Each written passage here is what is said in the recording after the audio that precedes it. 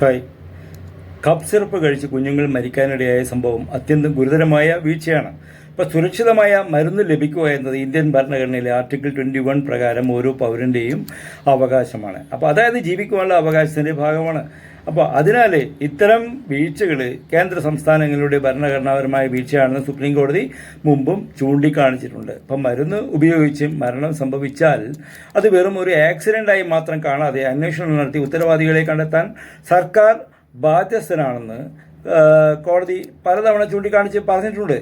അപ്പോൾ നിങ്ങൾ വാങ്ങിക്കുന്ന മരുന്നിൽ എന്തെങ്കിലും സംശയം തോന്നിയാൽ എവിടെ എങ്ങനെ പരാതിപ്പെടണം എന്ന് ഞാൻ വിശദമായി ഇതിൻ്റെ താഴെ കാണുന്ന ലിങ്കിൽ കൊടുത്തിട്ടുണ്ട്. അപ്പോൾ നിങ്ങൾ അതൊന്ന് പരിശോധിക്കുന്നത് ഏറെ ഗുണം ചെയ്തേക്കും.